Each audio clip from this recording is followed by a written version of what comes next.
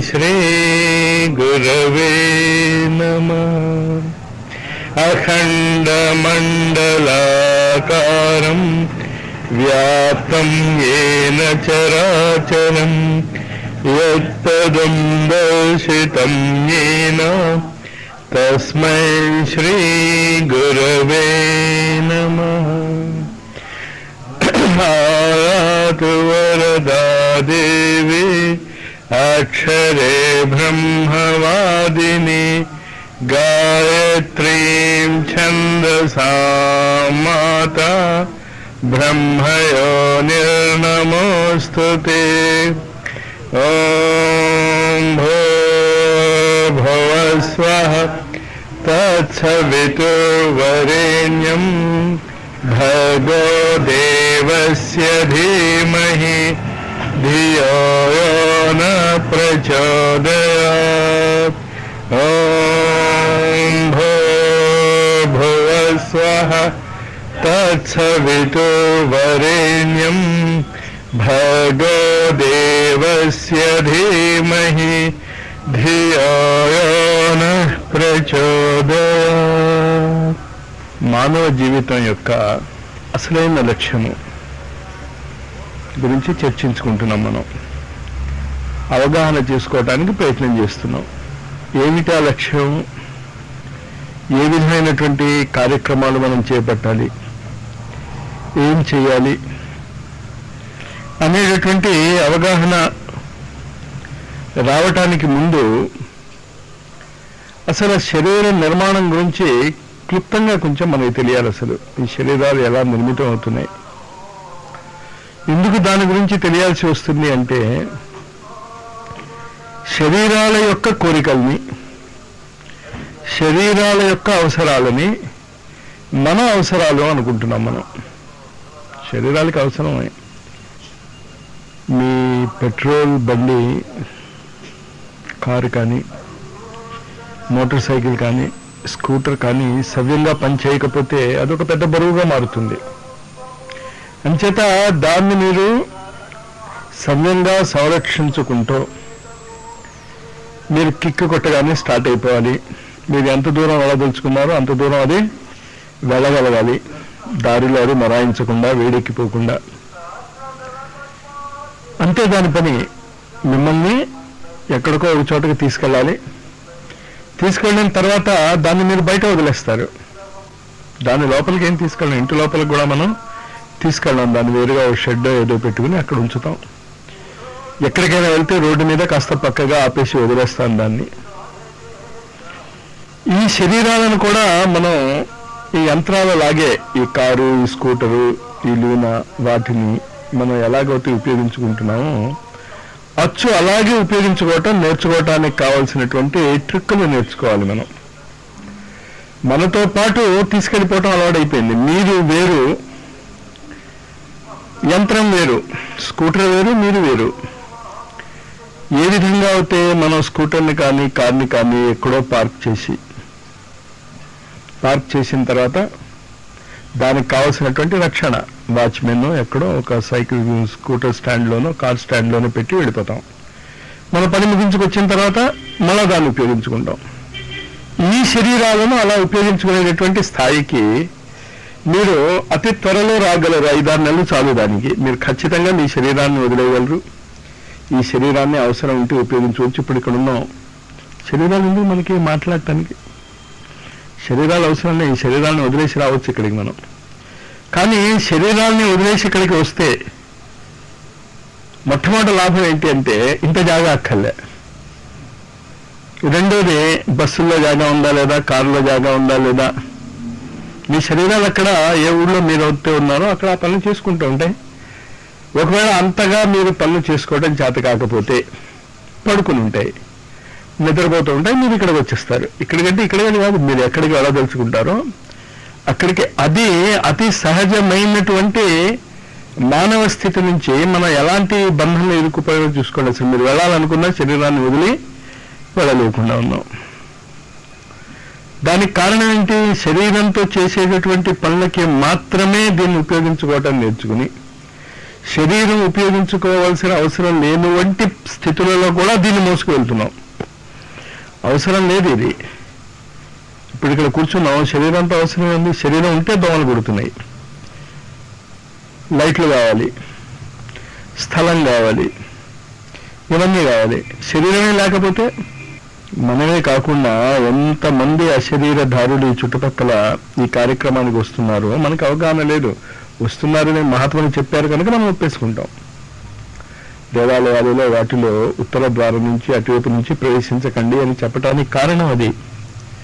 కారణం ఏంటి అంటే అటువైపు నుంచి వాళ్ళు ప్రవేశిస్తారు అశరీరధారులు. మనం వాళ్ళని చూడలేం కనుక వాళ్ళ తల మీదో చేతి మీదో ఒంటి మీదో ఎక్కడో తొక్కేస్తూ ఉంటాం మనం. అలాంటి పనులు చేయకుండా ఉండటానికి ఉత్తరం ద్వారం నుంచి రావద్దని యజ్ఞశాలలో వాటిలో చెప్తూ ఉంటారు. ఇది కబుర్లు చెప్పటం కాకుండా మీ జీవితంలో మీరు ఉపయోగించుకోగలిగేటటువంటి స్థితికి రావటానికి కూడా ఈ నిరంతర గురు సాన్నిధ్య అనుభూతి శిబిరాలు ఉపయోగపడతాయి. గ్యారంటీగా 3 రోజుల్లో మీరు ఆ స్థితికి వచ్చేయచ్చు.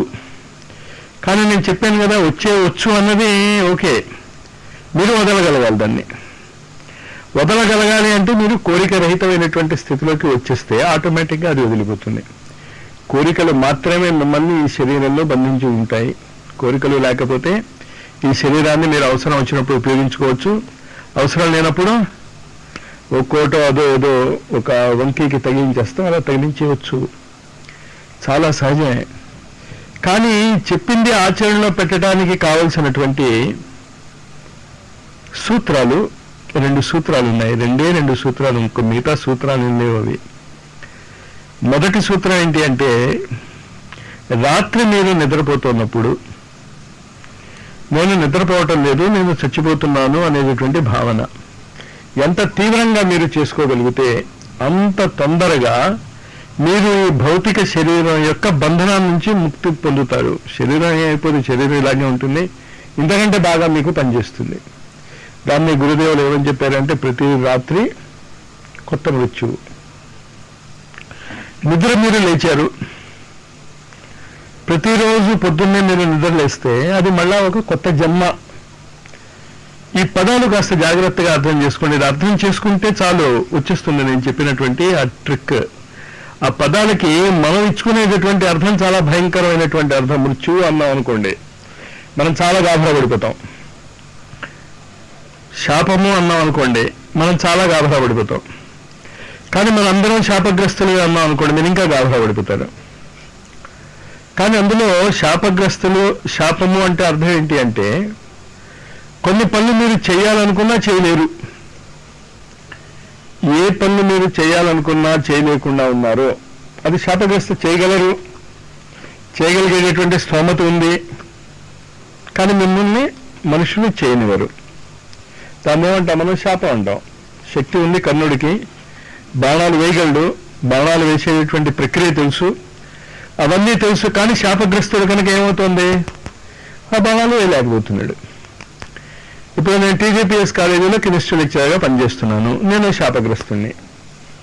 ఇంచేత శాపగ్రస్తుణ్ణి, కెమిస్ట్రీ అనేటటువంటి విషయం నాకు తెలిసి ఉన్నా ఆ కాలేజీలో తప్ప ఇంకో చోట నాకు చెప్పడానికి అర్హత లేదు. చెప్తే ఒప్పుకోరు. మరి శాపగ్రస్తమే కాదు. నాకు కెమిస్ట్రీ రాదా? ఓ హిందూ కాలేజీలో, ఏసీ కాలేజీలోకి వెళ్ళిపోయి నేను కెమిస్ట్రీ చెప్పలేనా? నేను చెప్పే కెమిస్ట్రీ, వాళ్ళు చెప్పే కెమిస్ట్రీ ఒకటే కదా. శాపగ్రస్తత అంటే అంతే, అంతకంటే ఇంకేం లేదు. మీరు చేయగలిగింది కూడా కొన్ని పనులు మీరు చేయలేరు. ఎందుకు చేయలేరు? మీరే ఒప్పుకున్నారు కనుక. నేను టీజేపీఎస్ కాలేజీలో ఉద్యోగం చేస్తాను అని ఎవడో నన్ను తోసి, నువ్వు ఇక్కడ చేయకపోతే చంపేస్తాను, నేను నన్ను కత్తిపెట్టేవాడు బెదిరించలేదుగా. నేనే బతిమాలుకుని, బాబు కాస్త ఉద్యోగం ఇవ్వండి అంటే. ఆ శాపగ్రస్తతకు పునాది వేసుకున్నది ఎవరు? నేనే. ఇంకా కొంతమంది కెమిస్ట్రీ లెక్చరర్స్ ఉన్నారు, వాళ్ళు వాళ్ళ శాపం నుంచి కొంచెం విముక్తులు అవుతారు. జేకేసీ కాలేజీ వాళ్ళు ట్యూషన్కి వస్తారు వాళ్ళ దగ్గరికి, ఏసీ కాలేజీ వాళ్ళు వస్తారు, చెప్పగలుగుతారు వాళ్ళు కదా. కానీ వాళ్ళకు ఇంకో శాపం ఉంది. కాలేజీ ఉన్న టైంలో వాళ్ళు ట్యూషన్ చెప్పలేరు. ఇక శాపం అనేది ఏదో భయంకరమైనటువంటి మాట అని అనుకోకండి. అదేమి భయంకరమైనటువంటి మాట కాదు. అది కేవలం ఏం చెప్తుంది అంటే, మీకు కొన్ని పరిస్థితులలో మీరు ఆ పనులు చేయగలిగింది కూడా చేయలేరు. అంతే, అది కరెక్టే. అందరూ అలాంటి పరిస్థితుల్లోనూ ఉంటాం. ఏదో ఒక దాంట్లో ఎప్పుడో చోట బ్యాంకులో కోట్ల రూపాయలు ఉన్నాయి. సాయంత్రం 6:30కు ఒకడు వచ్చాడు, బ్యాంక్ క్లోజ్ అయిపోయింది. ఇవ్వండి డబ్బు. మీరు ఏమీ చేయలేరు. ఆ బ్యాంకు నుంచి డబ్బు తీసి ఇవ్వలేరు. మీరు మహా అవుతే ఏం చేయగలరు? ఇంకోటి దగ్గర నుంచి. కానీ కండిషన్ ఏంటి? మళ్ళీ అక్కడ మీ డబ్బు లేరు, ఆ డబ్బు ఇస్తారు. ఇది శాపగ్రస్తతే. ప్రతిదీ శాపగ్రస్తతే. ఆ భావంతో శాపాలు అనేటటువంటి మాట మనం వాడుకున్నట్టే మృత్యువుని కూడా మనం అర్థం చేసుకోగలిగితే అదేం భయంకరమైనటువంటిది ఏం కాదు. అది శాపం అంటే మనం భయపడతాం. ఇప్పుడు శాపం అంటే భయపడటానికి ఏముంది? చాలా సహజమైనటువంటి పరిస్థితి. అది చాలా సహజంగా ప్రతి వాళ్ళకి జరిగేటటువంటి పరిస్థితి. ఒక పని మీరు చేస్తున్నప్పుడు సహజంగానే మిగతా పనులు మీరు చెయ్యలేరు, అసంభవం అది. ఇక్కడ వచ్చి కూర్చున్నారు మీరు, ఒంగోలులో మీ పని చూసుకోండి, చూస్తాను అంటే చేత కాదన్నా మీకు ఒంగోలులో పని చేయటం, మీరు చేయలేరంతే అది. కానీ ఆ శాపగ్రస్తత మీ ఇష్టం వల్ల వచ్చిందా, మీ అయిష్టత వల్ల వచ్చిందా? అంచేత మన పురాణాల్లో కానీ మన ఋషులు ఇచ్చేటటువంటి శాపాల్లో కానీ కోపం ఏమి ఉండదు. మీకు చాలా ఋషులు కోపం వల్ల శపించారని. అసంభవం. కోపం వచ్చిన వాడు ఋషి కానీ కాడు అసలు. అసంభవం అది. ఆ ఋషుల యొక్క స్థితిలో ఉన్నటువంటి వ్యక్తి శపించలేడు. కానీ ఏం చేయగలడు? నువ్వు ఈ పని చేసావు కనుక వీడు చెప్తాడు, నేను మాస్టారు విజయవాడ వెళ్తున్నాను అని. నీ కర్మపో, ఇవాళ సాయంత్రం నువ్వు మీటింగ్ వెళ్ళలేవు అంటే శాపం. అది శాపం ఏంటంటే నువ్వు అటు వెళ్తున్నావు కనుక ఖచ్చితంగా ఇది నువ్వు చేయలేవు. అలాగే ఆ రాక్షసులు కానీ ఆ గంధర్వులు కానీ శాపగ్రస్తులైనటువంటి వ్యక్తులు వాళ్ళు చేసినటువంటి కర్మల వల్ల లిమిట్ అయిపోతారు. ఆ జ్ఞానాన్ని కానీ దాన్ని కానీ వాళ్ళు ఉపయోగించుకోలేరు. అదేవిధంగా ఋషులు ఏం చెప్తున్నారంటే మనం అందరము కూడా సర్వజ్ఞులమే, మనం అందరము కూడా సర్వసమర్థులమే, మనం అందరము కూడా సర్వాంతర్యాములమే. కానీ నువ్వే లిమిటేషన్ ఏర్పరచుకుని నువ్వే బంధింపజేసుకుని నేను బయటపడాలి అంటే ఎలా బయటపడతావు? కోపం వచ్చిందట ఒకడికి, తాళాలన్నీ వేసాడు ఇంట్లో లోపల నుంచి. కిటికీ తలుపు తెరిచాడు, వాడికి ఏదో ఉండమంది వాడికి తాళాలు బయట విసిరి పారేశాడు. ఇంకా బయటకు ఎలా వస్తాడు వీడు? కరెక్ట్గా ఇది ఉదాహరణ నేను చెప్పటంలో మీరు చేసిందంతే. 9 ద్వారాలు ఉన్నటువంటి ఈ శరీరాలకి మీరు తాళాలు వేసేసుకున్నారు. వేసేసుకుని ఊరుకున్నారా? తాళం జోలు పారేసుకున్నారు. పారేసుకున్నారు అంటే పోయింది కాదు, మీరు ఇష్టపడి. ఇప్పుడే చెప్తున్నాను నేను, మీ ప్రపంచంలో జరిగే ప్రతి శాపము అంటే శాపం అనుకోకండి ఇంకోటి ఇచ్చిందని. ఇంకోటి మిమ్మల్ని శపించలేడు. హనుమంతుడు ఎవరు శపించలేరు, వరదానం ఉంది కదా అతనికి. అతని ఇష్టపడి బ్రహ్మాస్త్రం వేసినప్పుడు బ్రహ్మాస్త్రం యొక్క గౌరవం కాపాడటానికి దాని యొక్క గొప్పతనం పోతుందేమో, లేకపోతే హనుమంతుడు ఒకడు ఇలా ఆదేశాడు కదా బోవి చేసేసుకుంటాం అనుకుంటాడేమో అని తను బద్ధుడయ్యాడు తప్ప, లేకపోతే బద్ధుడు అవడు. ఆ విధంగానే జన్మ మృత్యు అనేటటువంటి 2 శాపాలకి మనం లొంగిపోతున్నాం. ఎందుకు ఇదంతా చెప్పు రావాల్సి వస్తుంది? అంత సహజంగా, ఎంత సులభంగా ఈ విషయాన్ని మీరు పట్టుకోగలిగితే అంత సులభంగా ఈ జన్మ మృత్యు నుంచి దాటేస్తారు మీరు. కానీ చెప్పినంత తేలిగా సిగరెట్ మానేయటం ఎంతసేపు? మానేయకుండా ఉన్నా మాస్టారు, మానే. అందుకని ఏం చెప్తాం? ఇంకో మాట ఏం చెప్పగలను? అంచేత ఈ జన్మ మృత్యువు అనేటటువంటి శాపం నుంచి బయటపడాలి. బయటపడు. ఎలా బయటపడాలి? జవాబేంటి? బయటపడు. ఎలా? ఎందుకు? ఏ విధంగా అంటే ఇది మనం ఏర్పరచుకున్నటువంటి బంధాలే తప్ప ప్రకృతికి దీనిలో ఏ విధమైనటువంటి కంట్రోల్ లేదు. చాలా జాగ్రత్తగా అర్థం చేసుకోండి. గాయత్రి మంత్రం మనకి ఇచ్చేటటువంటి అద్భుతమైనటువంటి రహస్యం అది. అసలు రహస్యం కూడా కాదని మీరు కాస్త ఆలోచిస్తే మీకే అర్థమవుతుంది. కాస్త మీరు ఆలోచించుకుంటే మీకే దీంట్లో ఉన్నటువంటి సత్యం గోచరిస్తుంది. సత్యం గోచరించాక దాన్ని ఆచరణ చేసుకోవడానికి కొంచెం టైం పట్టచ్చు. దెబ్బ తేలింది, దెబ్బ తేలేక తక్షణమే మాయం అవుతుంది. 10 రోజులు 10 రోజులు పెచ్చుకొడుతుంది. పెచ్చుకట్టాక మళ్ళీ మనం గీకకుండా ఉండాలి దాన్ని. మళ్ళా గీకేమనుకోండి కోతిపుండు బ్రహ్మరాక్షసి ఎవరు చేసుకున్నారు?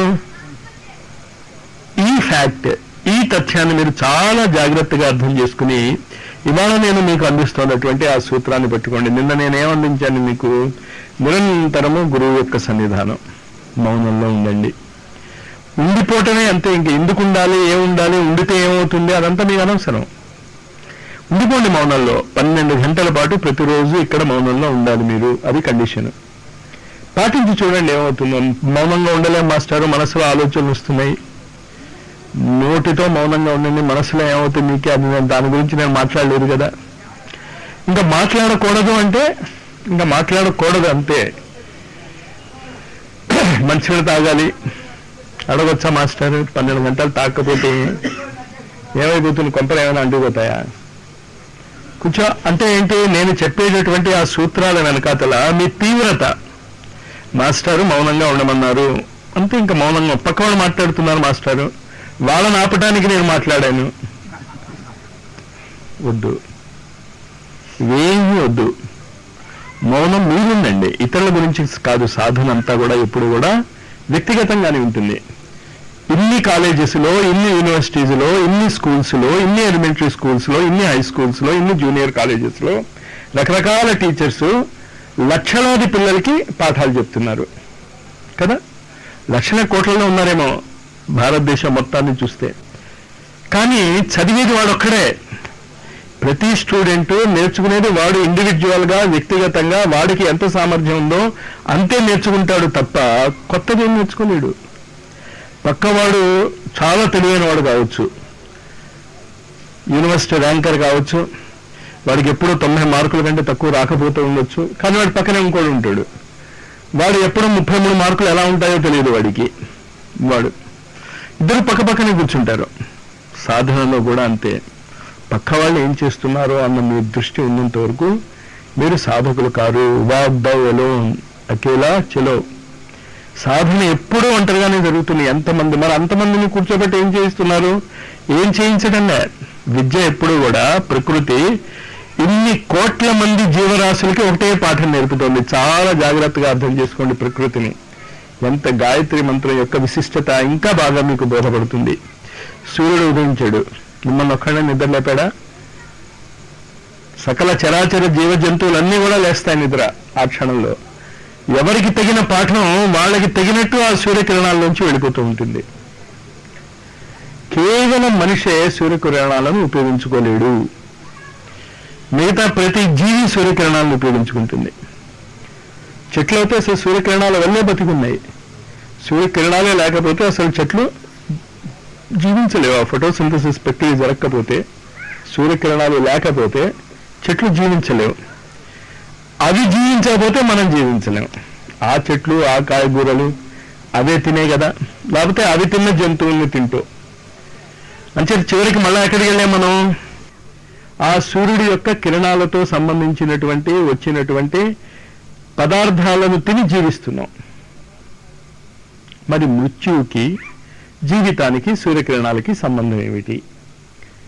దాని గురించి ఇదంతా చెప్పి వస్తున్నా నేను. గాయత్రి మంత్రము సూర్యుడితో సంపర్కం పెట్టేటటువంటి మంత్రము. దీన్ని మర్చిపోకండి దయచేసి మీరు. గాయత్రి మంత్రాన్ని మేము చేసుకుంటున్నాం మాస్టారు, కొన్ని లక్షల సేపు చేశాం, రాత్రి పగలు చేస్తున్నాం, సంవత్సరాల తరబడి చేస్తున్నాం. పూర్వజన్మ స్మృతులు మీకు కనుక ఉంటే మీరు ఎన్ని వేల జన్మల నుంచి గాయత్రి మంత్రాన్ని చేస్తున్నారో మీకు తెలియదు. అంత సులభంగా ఎవరు గాయత్రి మంత్రం చేసేలేరు. మీరు చేసేయగలుగుతున్నారు. మీ వరకు గాయత్రి మంత్రం వచ్చింది అంటేనే అర్థం ఎప్పుడో గాయత్రి మంత్ర సిద్ధి మీరు ఆల్రెడీ పొంది ఉన్నారు. ఇది నేను ఖచ్చితంగా తెలిసి ఆ పదం వాడుతున్నాను. ఆ పదం వాడటంలో నేనేదో కాస్త హైపర్ బోల్స్ ఉంటాయే, ఒక పెద్ద ఉదాహరణ ఇచ్చేసి ఏదో చెప్దామని కాదు, సత్యము అది. మళ్ళీ ఆ గాయత్రి మంత్ర సిద్ధి కోసం మీరు ప్రయత్నిస్తే నేనేం చేసేది? నేను చెప్పాగా తాళాలు విసిరేసుకుంటే నేనేం చేసేది? మీరు ఇది యాక్సెప్ట్ చేసేసుకోండి. ముందు ఒక వ్యక్తి ఏదైనా ఒకటి చెప్తే ఆయన నమ్మదగిన వ్యక్తి అవుతే, మిమ్మల్ని మేము ఎలా నమ్మేది? నన్ను నమ్మొద్దు, నేను చెప్పేది కాదు ఇవి. సుమారు 60,000 సంవత్సరాల బట్టి ఈ తథ్యాన్ని అనేక మంది ఋషులు చెప్తూనే ఉన్నారు. ప్రతి గురువు చెప్పేది ఏంటి అంటే, దివ్యాత్మ స్వరూపులారా, సత్సాయి. ఏం చెప్తాడు ఆయన? ఏం చెప్పాడు? చాలా జాగ్రత్తగా వినండి ఆయన చెప్తాడు. నేను మిమ్మల్ని దివ్యాత్మ స్వరూపురాలా అనేది తెలిసి అంటున్నాను తప్ప మీరు తర్వాత ఎప్పుడు అవుతారని అంటలేదు. ఈ క్షణంలోనే మీరు దివ్యాత్మ స్వరూపులే. అది మనం ఒప్పుకోవటంలే. దానికి ఆయన ఏం చేస్తాడు? నాహా నేను కావాలను అంటే ఏం చేస్తాడు ఆయన? ప్రతి గురువు అంతే. మేర్ బాబా అదే చెప్పాడు, ఈకే గారు అదే చెప్పాడు, ఋషులు అదే చెప్తున్నారు. ఉపనిషత్ కాలం నుంచి శ్వేతకేతు తత్వమసి, హే శ్వేతకేతు నువ్వేమి చేయక్కర్లేదు, గాబరా పడకు, నువ్వే అది. ఆహా నేను ఒప్పుకోను, నేను రామకృష్ణనే, ఈ మైక్ నన్ను వదలటం లేదు. వదిలించుకోకు, ఏం చేస్తావు? భావం. గాయత్రి మంత్ర సిద్ధి కోసం కాదు మీరు ప్రయత్నించాల్సింది, గాయత్రి మంత్రాన్ని ఉపయోగించుకోవటం నేర్చుకోండి. దానికోసం ఇంత స్ట్రెస్ ఇచ్చి నేను చెప్పేది. మీరు గాయత్రి మంత్ర సాధన నేను చేయగలే. గాయత్రి మంత్రం మీకు ఖచ్చితంగా పలుకుతుంది. మీకు ఎందుకు పలుకుతుంది అంటే అనేక జన్మల్లో దాన్ని మీరు నేర్చుకుని ఉన్నారు కనుక. ఎలా తెలుసు మాస్టర్ మీకు పలుకుతోంది అని? మీరు గాయత్రి మంత్రం ఉచ్చారణ చేస్తున్నారు కదా స్పష్టంగా. మరి పలుకుతోందో లేదో మీకే వినిపిస్తోంది. మళ్ళీ పలుకుతుంది మాస్టర్ అంటే ఎక్కడ పలుకుతోంది అంటే నేనే అనేది. మీకు పలుకుతోంది గాయత్రి మంత్రం, పలకటంలే. నా చేత గాయత్రి మంత్రం పలికించండి మాస్టర్ అని ఎన్నిసార్లు పలికించేది మీరు రోజు పలుకుతున్నారు. అది కానీ ఆ పలుకుతున్నటువంటి గాయత్రి మంత్రాన్ని ఉపయోగించుకోవటానికి కొంచెం అలవాటు కావాలి. మీరు చూసి ఉంటారు చాలాసార్లు సైక్లింగ్ అది మానేసి ఉన్నారనుకోండి, ఓ 10 ఏళ్ళు 15 ఏళ్ళు, మళ్ళీ వాడు సైకిల్ ఎక్కితే అప్పుడున్నంత ఫ్రీగా సైక్లింగ్ చేయలేడు. మళ్ళీ కొంచెం టైం పడుతుంది ఫీల్ రావటానికి. అర్థమైనా నేను చెప్తున్న భావన? ఆ విధంగా ఈ శరీరాలు మారటం వల్ల మీరు అసలైన పాయింట్ మర్చిపోకండి. దేని నుంచి నేను మిమ్మల్ని ఎటువైపు మిమ్మల్ని తీసుకెళ్ళటానికి ప్రయత్నం చేస్తున్నాను? మృత్యువు జన్మ అనేది శాపాలు. ఆ శాపాలు మీరే ఏర్పరచుకున్నవే. మీకు ఇష్టం లేకపోతే మీరు చచ్చిపోవాల్సిన అవసరం లేదు. చావు మీ దగ్గరికి రాదు. మీరు ఇష్టపడితేనే చావు మీ దగ్గరికి వస్తుంది తప్ప. అనేక ఉదాహరణలు ఉన్నాయి దానికి సైన్స్లోనే. దానికి స్పిరిచువల్ ఉదాహరణలు కూడా అక్కర్లే. గీతా ప్రెస్ గోరఖ్పూర్లో కళ్యాణ్ అనేటువంటి ఒక మ్యాగజైన్ వస్తుంది, ఇప్పటికీ వస్తుంది అది. కానీ హిందీ పెద్దగా మనకి రాదు కనుక ఇటువైపు దాని ప్రచారం ఉందని నేను అనుకోను, కానీ తెలిసి ఉంటుంది చాలా మందికి. అందులో సత్యమైనటువంటి విషయాలను, జరిగినటువంటి యథార్థ విషయాలను రాస్తూ ఉంటారు. ఒకడు పల్లెటూరులో, గోరఖ్పూర్ దగ్గర పల్లెటూరులో రాత్రి నిద్ర లేచేట. నిద్ర లేచిన తర్వాత బావి దగ్గరికి వెళ్ళాడు. కాస్త బాత్రూమ్కి వెళ్ళి వచ్చాడు. మొహమ్మది కడుక్కున్నాడు. ఏదో కుట్టినట్టు అయింది. ఇలా దులిపేసుకున్నాడు, వచ్చి పడుకున్నాడు. కాస్త గట్టిగా, పల్లెటూరులో వాటిలో అలవాటు ఉన్న వాళ్ళు కాస్త గట్టిగానే కాళ్ళు చేతులు వదిలిస్తూ ఉంటారు. పొద్దున్న ఇదే రాత్రి 10:30కో 11:30కో జరిగింది. పొద్దున్న 6 గంటలకు నిద్ర లేచాడు. నిద్ర లేచి ఎక్కడైతే కాళ్ళు విదిలించాడో వాడు అక్కడ చూస్తే ఒక పాము చచ్చిపడింది. రాత్రి నన్ను పాము కుట్టింది మొర్రో అన్నాడు, చచ్చిపోయాడు. నిజంగా జరిగినటువంటి సంఘటన. మరి మధ్యకాలం ఎలా బతికాడు? ఇలాంటివి మీరు కొల్లలో ఎగ్జాంపుల్స్ మీకు భౌతిక జగత్తులో లభిస్తాయి. ముఖ్యంగా పెరాలసిస్ స్ట్రోక్ ఉన్నటువంటి వ్యక్తుల కథల్లో మంచం నుంచి లేవలేరు వాళ్ళు.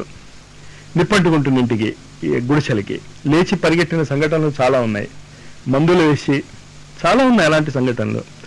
అంచేత ఈ మందు మాకు తెలిసిన మాస్టర్, ఇప్పుడు పెరాలసిస్ పేషెంట్స్కి ఏం చేయాలో అని మీరు మాత్రం మీరే రోగగ్రస్తులు అవ్వాలి అనుకుని రోగగ్రస్తులు అవుతారు. అది అర్థం చేసుకోండి. రోగం మిమ్మల్ని ఏమీ చేయదు. గ్యారంటీ ఏంటి? ఏ బేసిస్ మీద నేను చెప్పగలుగుతున్నాను? ట్యూబర్క్లోసిస్, క్షయవ్యాధి, అంటువ్యాధి అని అందరికీ తెలుసు కదా. ఈ క్షయవ్యాధి శానిటోరియంస్ చాలా చోట్ల ఉన్నాయి. అక్కడ పనిచేస్తున్నటువంటి నర్సు, అక్కడ పనిచేస్తున్నటువంటి డాక్టరు క్షయవ్యాధితో చనిపోయారు అని ఎప్పుడైనా విన్నారా మీరు? మరి అంటువ్యాధి కదా, క్షయవ్యాధుల మధ్యనే ఉన్నారు కదా వాళ్ళు ఎందుకు చచ్చిపోవటంలే?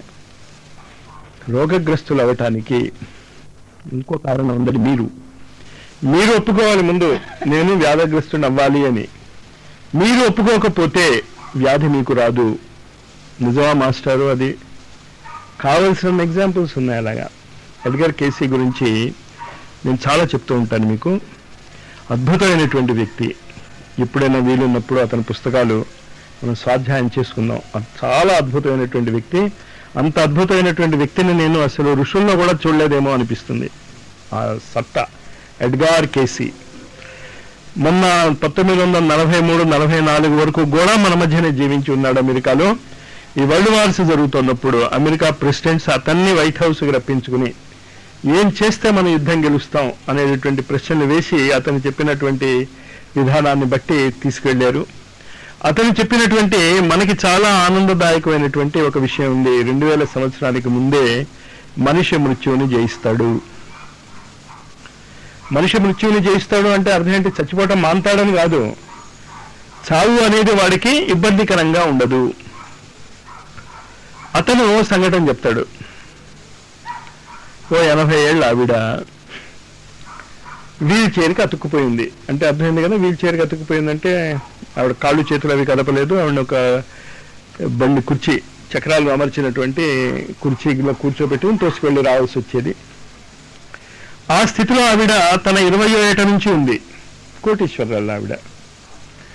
80వ ఏట ఎడ్గర్ కేసీ గురించి ఆవిడకి తెలిసింది, వచ్చింది రోగ నివారణ చేసుకోవటానికి. చాలా సింపుల్, నువ్వేమీ చేయక్కర్లేదు, రేపు పొద్దున్నే నువ్వు లేచి నిలబడు, నీ రోగం పోతుంది అన్నాడు. లేచింది ఆవిడ. నిజంగానే ఆవిడ 2-3 అడుగులు వేయగలిగింది. వేసిన తర్వాత మళ్ళా పడిపోయింది. నీ రోగం నయం కాదు, పో అన్నాడు మళ్ళా వెళ్తే ఎడ్గర్ కేసీ. ఇందుకు నీకు అసలు రోగం పోవాలి అని లేకపోతే ఎవడేం చేస్తాడు? పడుకున్నవాడిని నిద్ర లేపగలం కానీ పడుకునుండి కళ్ళు మూసుకొని నేను లేవను అనేవాడిని ఎవడు నిద్ర లేపగలడు? ఇదే జరుగుతుంది. మనము కూడా ఈ గాయత్రి మంత్ర ఉపాసనా సాధనా రహస్యాలలో ఆ చిన్న కిటుకు మనం పట్టుకోలేకుండా ఉన్నాం. జన్మ ఎందువల్ల వస్తోంది, మృత్యు ఎందువల్ల వస్తోంది, ఏం చెప్తున్నారు మన ఋషులు? మీరేమీ గాభరా పడకుండా సంధి కాలములో ఏమి జరుగుతోందో గమనించుకోండి. సంధి కాలము సూర్యోదయము సూర్యాస్తమయము, సూర్యోదయము సూర్యాస్తమయము. ఇది ప్రకృతి యొక్క సంధికాలము. సూర్యోదయం అవుతోంది, సూర్యాస్తమయం అవుతోంది, సూర్యోదయం అవుతోంది, సూర్యాస్తమయం అవుతోంది. అదే ఇది, అదే సంఘటన. ఏ విధంగా ప్రకృతిలో అయితే సూర్యోదయం అవుతోందో సూర్యాస్తమయం అవుతోందో అదే విధంగా మీ చేతనత్వం కూడా ఉదయిస్తోంది, అస్తమిస్తోంది, ఉదయిస్తోంది, అస్తమిస్తోంది. అస్తమించినటువంటి సూర్యుడు ఏమయ్యాడు? ఏమయ్యాడు? అక్కడే ఉన్నాడు, మన కంటికి కనిపించటంలే. అక్కడే ఉన్నాడు కనుకే నిజంగా అక్కడే ఉన్నాడు. అసలు సూర్యుడు కదలడుగా, అక్కడే ఉన్నాడు. కదిలేదవుడు మనం. పృథ్వీ కదులుతోంది. పృథ్వీ సూర్యుడు చుట్టూ తిరుగుతూ సూర్యోదయ సూర్యాస్తమయాలు ఎలా అవుతున్నాయో నీ యొక్క జీవాత్మ చుట్టూ నీ శరీరాలు తిరుగుతూ మృత్యువు జన్మ అవుతోంది. అది రహస్యం. దాన్ని మీరు అర్థం చేసుకుంటే ఇప్పుడే మీరు జీవన్ముక్తులు ఈ క్షణంలో. కానీ రాత్రి అవ్వకుండా ఉంటుందా? నాకు అర్థమైపోయింది మాస్టర్, మీరు చెప్పింది ఏదో అంచేత ఇంకా నిరంతరము సూర్యుడు ఉంటాడు, పగలు ఉంటుంది అంటే ఉంటుందా? ఉండదు. పగలు పోతూ ఉంటుంది, రాత్రి వస్తూ ఉంటుంది. కానీ భయపడం మనం. ఎందుకు భయపడం? రాత్రి అయింది గ్యారంటీగా సూర్యోదయం వస్తుంది. సూర్యోదయం వస్తే ఇంకో గ్యారంటీ ఉంది, సూర్యాస్తమయం అవుతుంది. పుట్టామంటే చస్తాం, చస్తామంటే పుడతాం. ఈ కంటిన్యూటీ ఆఫ్ కాన్షియస్నెస్, ఏ విధమైనటువంటి కంటిన్యూటీ ఆఫ్ కాన్షియస్నెస్? ఇవాళ రాత్రి మనం నిద్రపోయాం. ఏ శరీరముతో, ఏ బాధ్యతలతో, ఏ బాధలతో, ఏ సంబంధ బాంధవ్యాలతో, మీ ఇష్టం ఏదైనా అనుకోండి, ఏ జ్ఞానముతో పడుకున్నారో అదే జ్ఞానముతో మీరు నిద్రలేస్తారు కదా. ఏమి మార్పు రాదు, అదే పరిస్థితులు ఉంటాయి. మీరు చదువుతూ నవల ఎక్కడ ఆపారో మీరు మళ్ళా నిద్ర లేచారో అక్కడే ఉంటారు. సగం భోజనం చేసి లేచారు, సిద్ధి సాయి వచ్చి తినేయకపోతే, సిద్ధి సాయి అంటే తెలుసు కదా, పిల్లి. మీరు మళ్ళా నిద్ర లేచారో అక్కడే ఉంటారు. సగం భోజనం చేసి లేచారు, సిద్ధి సాయి వచ్చి తినేయకపోతే, సిద్ధి సాయి అంటే తెలుసు కదా, పిల్లిగారు. పిల్లిగారు వచ్చి ఆ పెరుగు అన్నం ఏదో మీరు తినేయకపోతే, మీరు అలాంటి ఇంట్లో కనుక నివసించగలిగే అదృష్టవంతులు అవుతే, మీరు ఎక్కడ ఆపారో పెరుగు అన్నం అక్కడే ఉంటుంది. ఇందులో మీకు ఏమీ అనుమానం లేదు కదా. చనిపోయిన తర్వాత మళ్ళా మీరు జీవించినప్పుడు పరిస్థితులు మారుతాయి అని ఎందుకు అనుకుంటున్నారు మీరు? ఏ లాజిక్తో, ఎవరు చెప్పినటువంటి విషయంతో మీరు మృత్యు తర్వాత మీరు ఉండరు, మృత్యు తర్వాత పరిస్థితులు మారిపోతాయని ఎవరు చెప్పారు మీకు? కామన్ సెన్స్ ఏం చెప్పటం లేదు కదా. కామన్ సెన్స్ ఏం చెప్తోంది? ప్రతిరోజు రాత్రి నువ్వు నిద్రపోతున్నావు, మళ్ళీ అదే పరిస్థితుల్లో నువ్వు నిద్రలేస్తున్నావు. ఇది చరిత్ర చలనమే కదా. 800 కోట్ల మంది మానవ శరీరధారులు భూమి మీద ఉన్నారు, వాళ్ళందరూ నిద్రపోతున్నారు. కొంతమంది అదృష్టవంతులు తప్ప నిద్ర రాని అదృష్టవంతులు. వాళ్ళు చాలా మంది వాళ్ళకి రోగగ్రస్తులు అంటాం, వాళ్ళు అనిద్రాగ్రస్తులు. వాళ్ళు డాక్టర్ చుట్టూ పరిగెడుతుంటారు. వాళ్ళని వదిలేద్దాం, వాళ్ళు ఎక్కువ మంది ఏం కాదు కదా. ఈ భావన మీరు చాలా జాగ్రత్తగా పటిష్టం చేసుకోగలిగితే గాయత్రి మంత్ర శక్తిని ఉపయోగించుకుని మీరు అమరులు అవ్వవచ్చు. ఇది అవటానికి మీరు సాధనలు ఏమీ చేసుకోక్కర్లే, చాలా జాగ్రత్తగా అర్థం చేసుకోండి. ఇది ఒక అవగాహన మాత్రమే, అవగాహన మాత్రమే.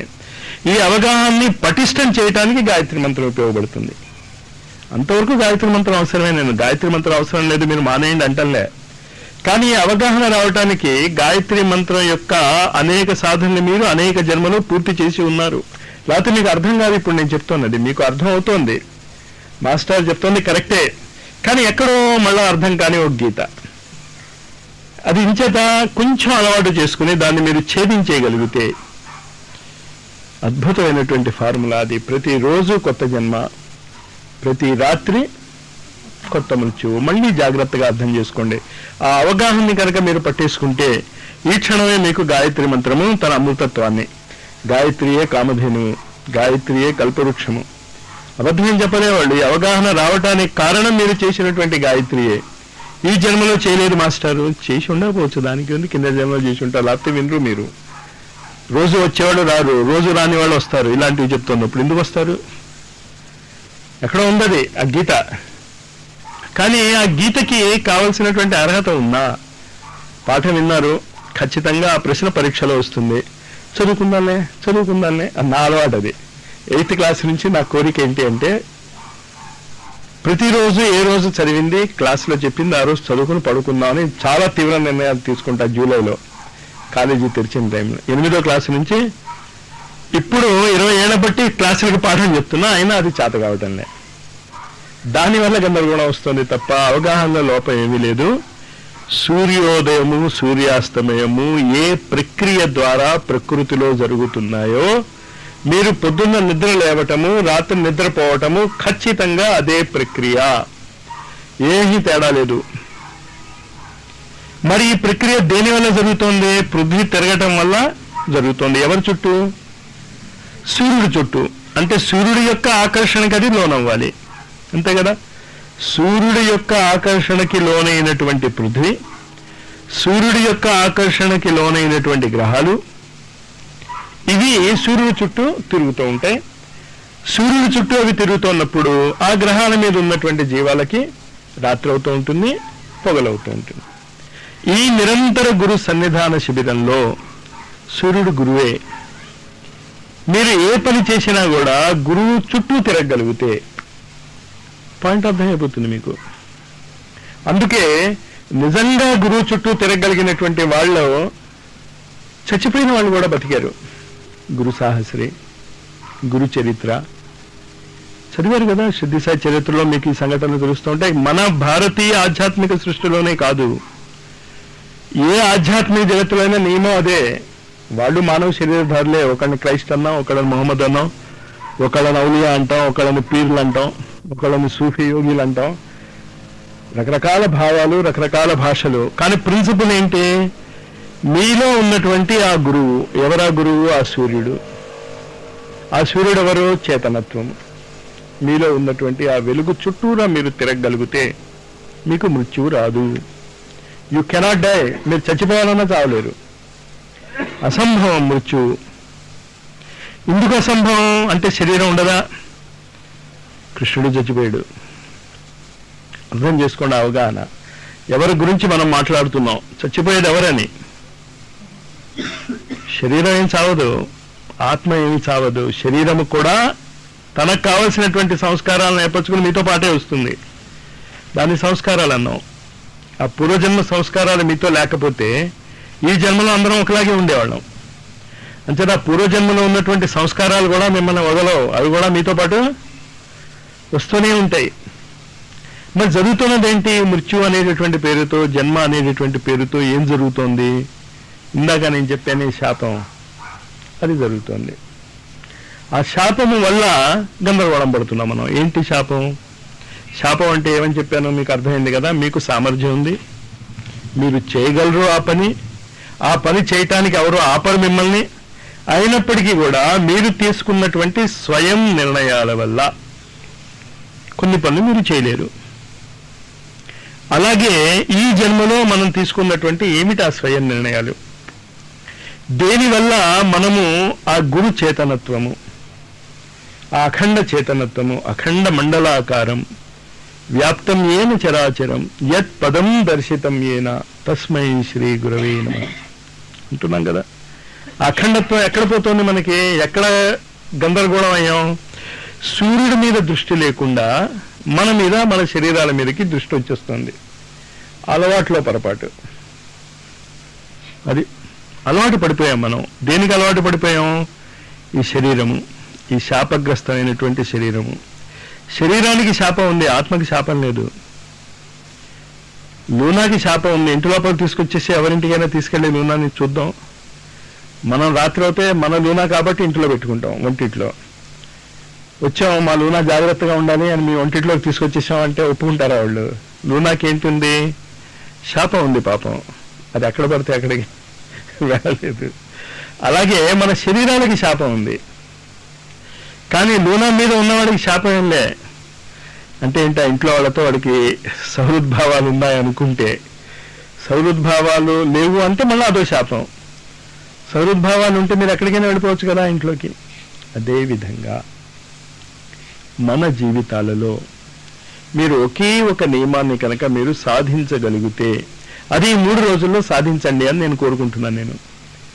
ఏంటా సహృద్భావం, ఆ మంచితనం అన్నీ మర్చిపోయి మీలో ఉన్నటువంటి ఆ గురువుని తప్ప మిగతా వాళ్ళు అవన్నీ చూడకండి. ఇంటిలో అది కుదరదు, ఆఫీసులో అది కుదరదు, ఇక్కడ అది తప్ప ఇంకో పని లేదు మీకు. దానికోసమే కదా ఇక్కడ కూర్చోమంటున్నది. ఇంకా మీకేంటి బెంగ? చుట్టుపక్కల ఏమవుతోంది చూసుకునేటటువంటి వాళ్ళు ఉన్నారు కదా. మీరేం చేయక్కర్లే. మీరు కనుక అంతర్ముఖం లోపలికి కనుక వెళ్ళిపోయేటటువంటి ట్రిక్ మీకు అర్థమవుతే, ప్రతిరోజు రాత్రి జరిగేది అదే. మీ ఇంద్రియాలన్నీ కూడా అంతర్ముఖం అయిపోతాయి. అంతర్ముఖం అయిపోతే బయట ఏం జరుగుతుందో మీకు తెలీదు. బయట ఏమి జరుగుతోందో తెలియనప్పుడు లోపల ఏం జరుగుతోందో తెలియకపోవటం అన్నది ఎవరి తప్పది? మన తప్పు.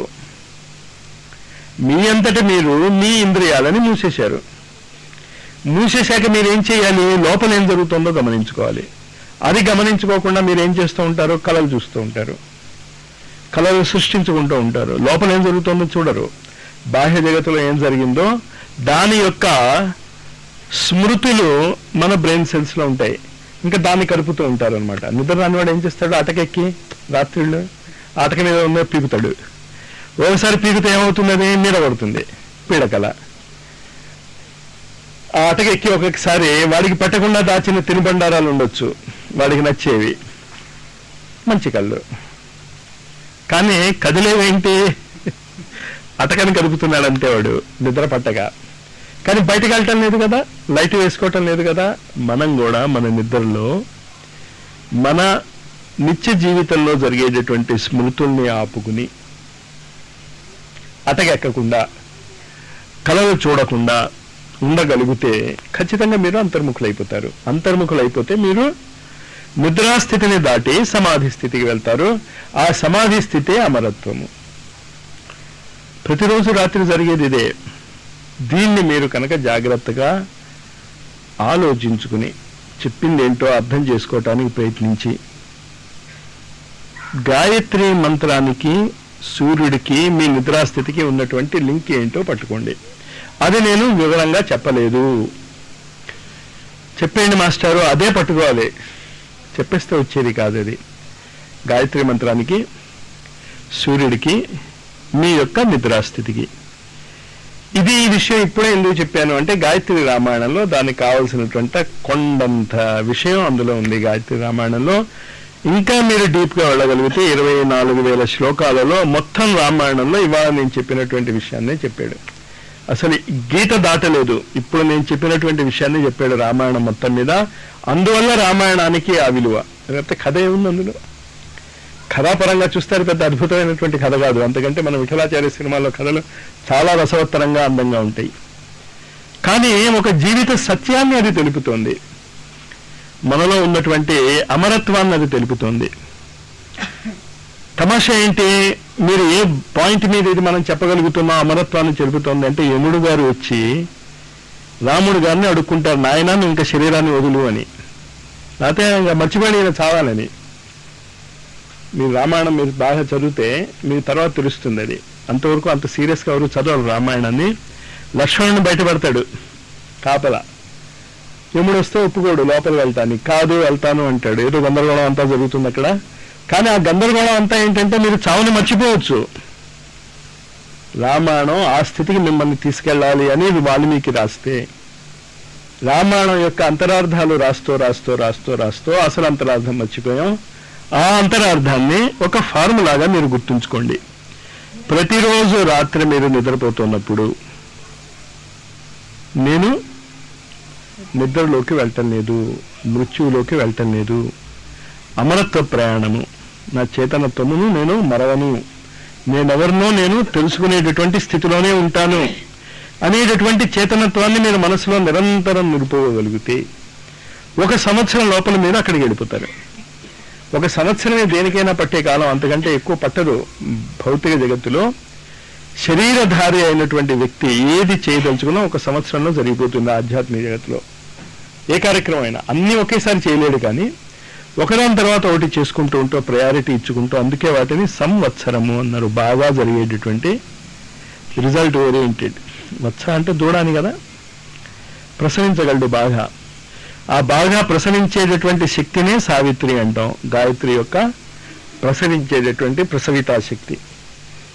ఈ పాయింట్స్ మీరు అర్థం చేసుకుని నిద్ర లేవగానే, మీరు నిద్ర లేవలేదు, మనం నిద్ర లేవగానే ఎవరు నిద్ర లేచారంటాం? రామకృష్ణ నిద్ర లేచాడు, రామసుబ్బయ్య నిద్ర లేచాడు, సదాశివుడు నిద్ర లేచాడు అంటాం మన పేర్లు బట్టి. మళ్ళా గందరగోళం పడ్డారు, మళ్ళా అటకెక్కారనమాట. మీరు దిగండి అటకల నుంచి. మీరు వేరు, ఆ చేతనత్వం వేరు. చేతనత్వాన్ని ఉపయోగించుకుంటున్నటువంటి శరీరం వేరు. మీకున్నటువంటి బాధలు, మీకున్నటువంటి బాధ్యతలు, మీరు పడుతున్నటువంటి ఆవేదనలన్నీ శరీరానివే.